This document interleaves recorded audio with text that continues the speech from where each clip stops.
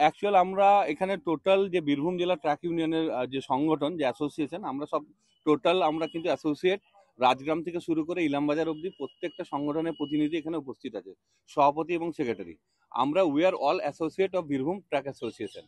তো আমাদের বক্তব্য একটাই, হঠাৎ করে রবিবার রাত্রি ঠিক 12টা থেকে হঠাৎ করে রয়্যালিটির যে রেট ছিল, প্রথমে 100 সেফটিতে ছিল 800 রুপিস, এবং সেটি কিন্তু বেড়ে গিয়ে হয়ে গেছে 100 সেফটিতে 990।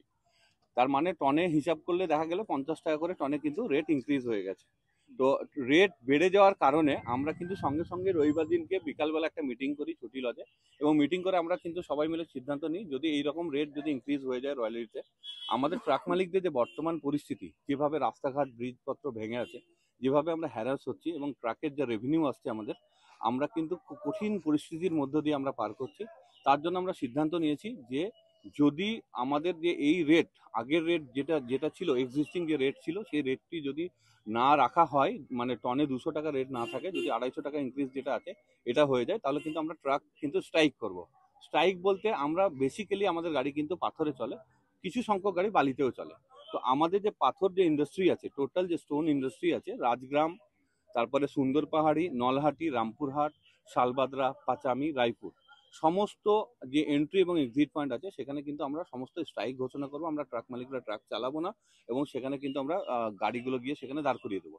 যদি সমাধান না হয়, এই দাবি নিয়ে এসেছিলাম আমাদের মাননীয় আমাদের জেলা শাসক শ্রী ধবল জৈন স্যারের কাছে। তো ওনার সঙ্গে কনসালটেশন হলো, উনি আমাদের কথা যথাযথ শুনলেন এবং উনি আমাদেরকে একটা আশা দিয়েছেন, আশ্বস্ত করেছেন। উনি বলেছেন আমাকে অফিসিয়াল টাইম দিন, আমরা প্রসিডিওর করব, আপনাদের যে দাবি সেটা নিয়ে আমরা ভাবনা চিন্তা করছি, যেহেতু অলরেডি এটা পাস হয়ে গেছে। তো উনি আমাদের কাছে সময় চেয়েছেন, 3 দিনের মধ্যে উনি আমাদের আবার ডাকবেন হয়তো। উনি যে প্রসেস আছে ল্যান্ড অ্যান্ড রেভিনিউ ডিপার্টমেন্ট, সেই প্রসেস উনি করাবেন। যদি তা না হয়ে থাকে, কিন্তু আমরা কিন্তু আগামী যে সোমবার আসছে, আগামী সোমবার মানে আজকে মঙ্গলবার, আগামী সোমবার দিন কিন্তু আমরা কিন্তু স্ট্রাইকের দিকে যাব। স্ট্রাইক ছাড়া আমাদের বিকল্প কোনো রাস্তা নেই। এইভাবে যে বাড়িয়ে দেওয়া, এই বিষয়টিকে আপনারা জানতেন না, আমরা একদমই জানতাম না। হঠাৎ করে আমরা কোনো নোটিফিকেশন ছাড়াই, কোনো রকম আলোচনা ছাড়াই, কিন্তু হঠাৎ করে রাতারাতি দেখছি রাত 12টার পর থেকে কিন্তু ডিসিআরের রেট ইনক্রিজ হয়ে গেছে। এটা হয়েছে রবিবার দিনকে রাত্রি 12টা, মানে 16 তারিখ রাত্রি 12টা থেকে হয়েছে এটা। স্ট্রাইকটা আপনারা কিভাবে করবেন? মানে গাড়ি বার করবেন না গাড়ি বার করে রাস্তা দাঁড় আমরা গাড়ি বার করে রাস্তায় দাঁড় করাবো, এবং প্রত্যেকটা যে পাথরের যত বীরভূম জেলায় যে পাথর ইন্ডাস্ট্রির এন্ট্রি এবং এক্সিট পয়েন্ট আছে, সেখানে কিন্তু আমাদের প্রতিনিধিরা থেকে সেখানে কিন্তু বিক্ষোভ আন্দোলন করব, প্রতিবাদ করব, এবং আমরা কিন্তু কোনো গাড়ি কিন্তু ওখানে চলবে না।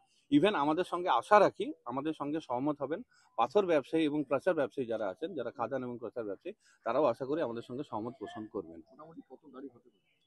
টোটাল গাড়ি আমাদের বীরভূম ডিস্ট্রিক্টে যতগুলো গাড়ি চলে, 70% গাড়ি কিন্তু পাথরের উপর ডিপেন্ডেন্ট। কিছু শতাংশ বালি নিয়ে যায়, কিছু শতাংশ গাড়ি অন্য রকম পণ্য পরিবহন করে, কিন্তু 70% গাড়ি কিন্তু আমরা পাথর ইন্ডাস্ট্রির উপর ডিপেন্ডেন্ট।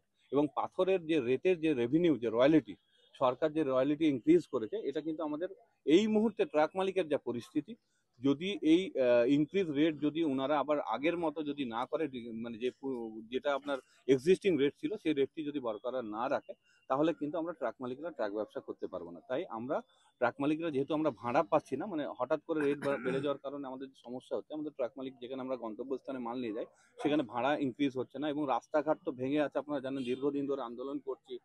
আমাদের তিলপাড়া ব্যারেজ ভেঙে যাওয়ার কারণে ব্রিজের ওপর দিয়ে কোনো রকম গাড়ি যাতায়াত করছে না, বিভিন্ন রকম সমস্যার সম্মুখীন আমরা হচ্ছি।